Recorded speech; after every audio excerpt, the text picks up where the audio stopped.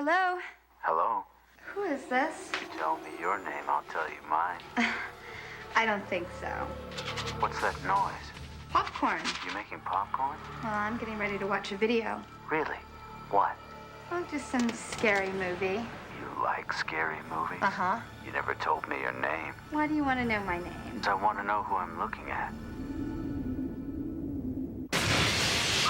Scared you. Traps you. Fear. Don't trust anyone. Ever. Feels good to get things out in the open and scream about them. It is a film about a group of kids that all love scary movies, who are then put in a situation where they are being preyed on by an anonymous killer. They find themselves unwillingly sometimes in those very cliche situations they sort of thought were so clever and fun to watch when they're watching scary movies. Hello? Hello, Sydney. You like scary movies? What's the point? They're all the same. Some stupid killer stalking some big-breasted girl who can't act, who's always running up the stairs when she should be going out the front door. It's insulting.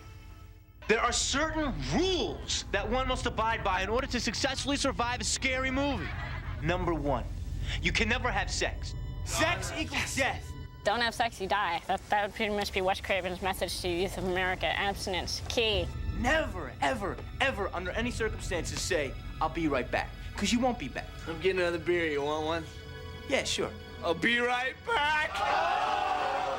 It goes from being sort of funny as you recognize classic film situations to terrifying when you see that it's really happening, and kind of baffling and intriguing because all of these things become sort of woven up in a single net of who is the killer, and which is it's kind of an impenetrable mystery, as it turns out in this film. The police are always off track. If they'd watch prom night, they'd save time.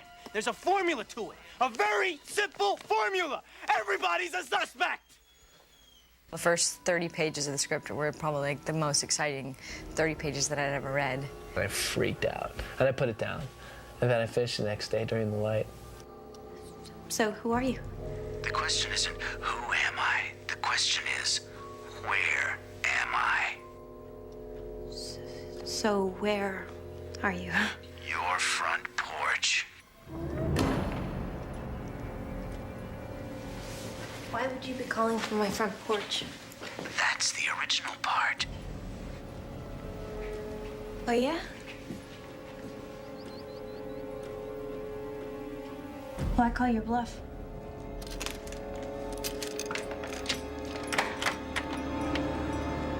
Uncovering the dark side of yourself and confronting it and chasing it away. That's what the movie's been about to me.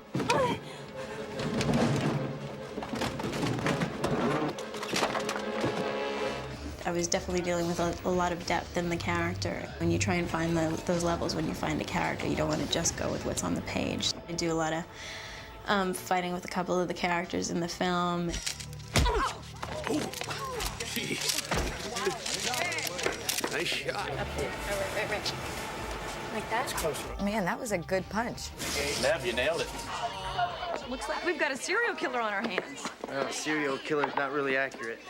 Gotta knock off a couple more to get that title. Well, we can hope, can't we? I've always been a Wes Craven fan. I'm scared of him. Wes Craven was sitting in the lobby of Miramax, and I recognized, as soon as I got off the elevator, I was like, that's Wes Craven, that's Wes Craven. And I had someone come up and they said, Wes, Kevin, Wes. And he went, Kevin Williamson? I said, yeah. He goes, I read your script. It was really scary. And I thought, I can lay down and die. Well, it was funny because, I mean, my name's even mentioned. The killer's still out there? Don't go there, Seth. You're starting to sound like some Wes Carpenter flick or something. Nightmare on Elm Street. Is that the one where the guy had knives for fingers? Yeah, Freddy Krueger. Freddy, that's right. I like that movie. It was scary. Well, the first one was, but the rest sucked. I kind of wanted to take that out, I did not write that line. With the amalgamation of Kevin's script and Wes's direction, I knew you couldn't go wrong, because Wes would bring Kevin's brilliance to life in the most graceful way. It's like, you know, you're a junkie. You want that, you know, you want that scary feeling. And a lot of people, you know, it's like a drug. You want more. You want to go into a dark theater, have the lights turn out, and just there's something about being scared out of your wits that has always appealed to me, and I think it appeals to everybody. They go to scary movies because they already have certain fears. And the movie brings it out in a way that's fun because you know you're not going to be hurt. Like something has been exercised, some terrible tension has been relieved momentarily, and so it performs some sort of arcane service to the psyche. Ready, and action!